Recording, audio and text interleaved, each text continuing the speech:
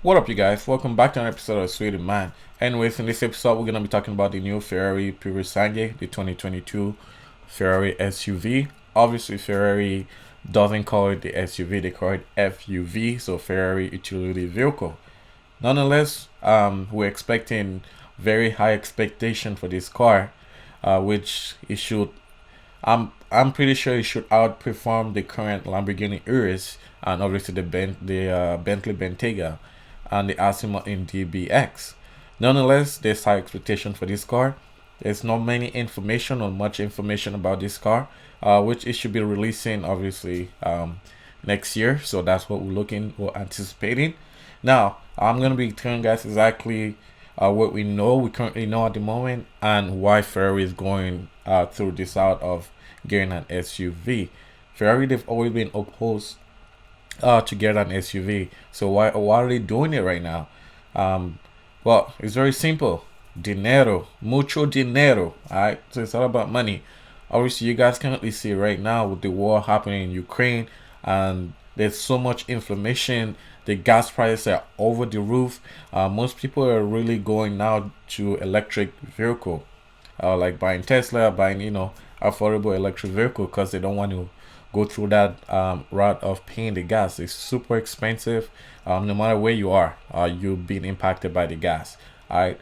Even other businesses that doesn't require gas, they see do what's called a surcharge for gas.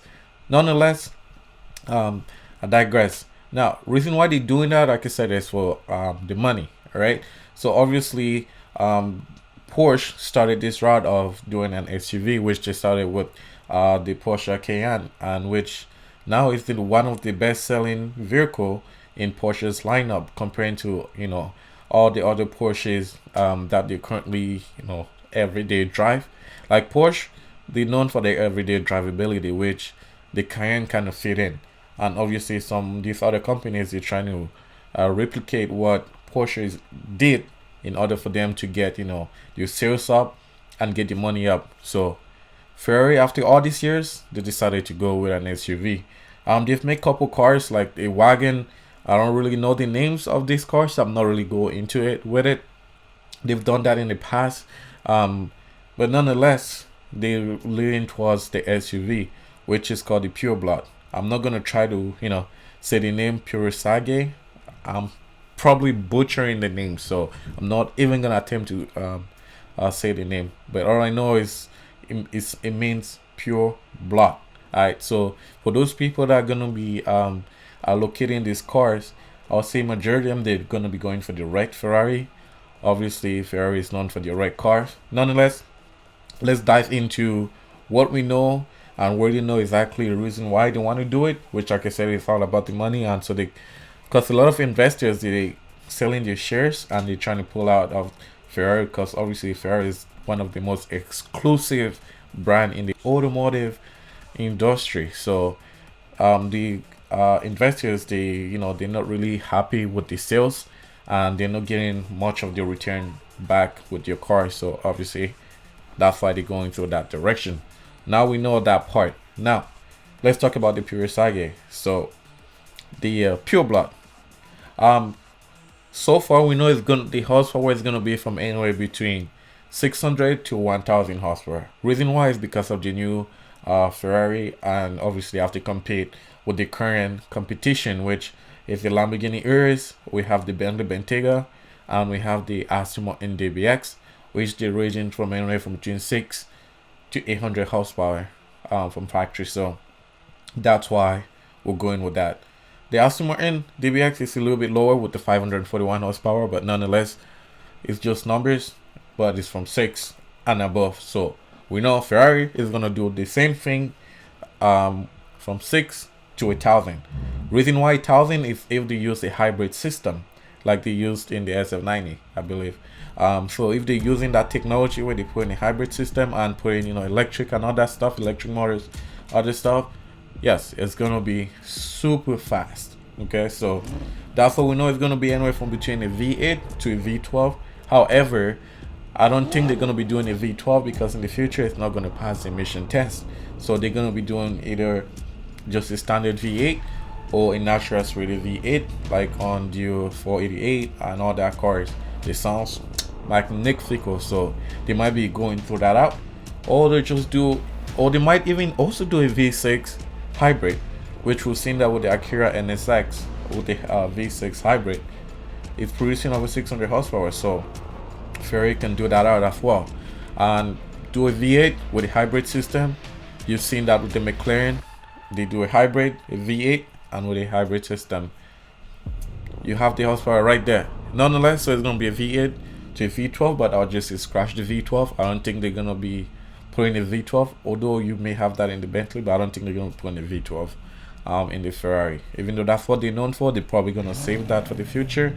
However, my guess is gonna be a natural aspirated V8 or with the hybrid system. So that's that.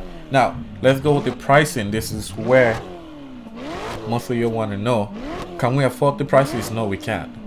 It's way too expensive. The starting price is about $250,000. So for an average, you know, I don't think a lot of YouTubers are gonna be doing content when it comes. It's not profitable when it comes to content on these cars.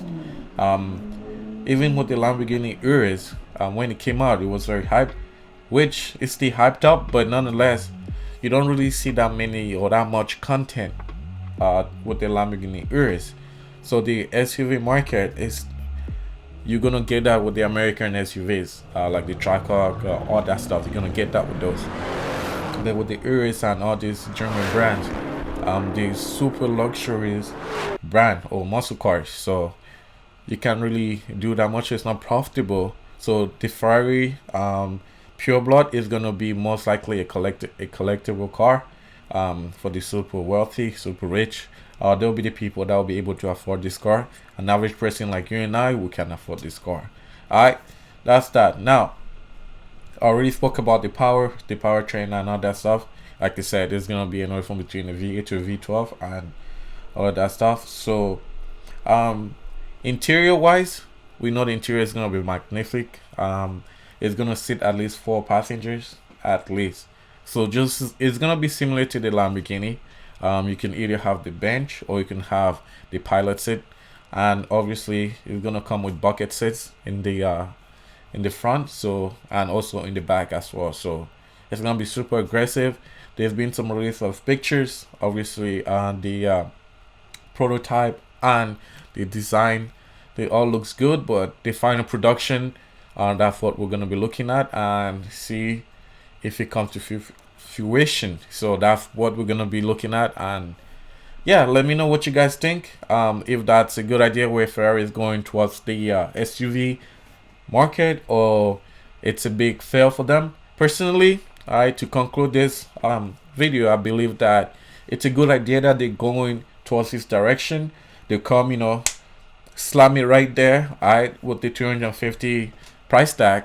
But I believe in the future they might lower it. But knowing Ferrari, I don't think they're gonna lower it and try to make, like, you know, like the Porsche Macan, which that's the affordable SUV to getting into Porsche, because you can't afford the Cayenne, is too expensive, but not as expensive as the Urus. Nonetheless, it's a great SUV. So what I'm thinking is they might do that.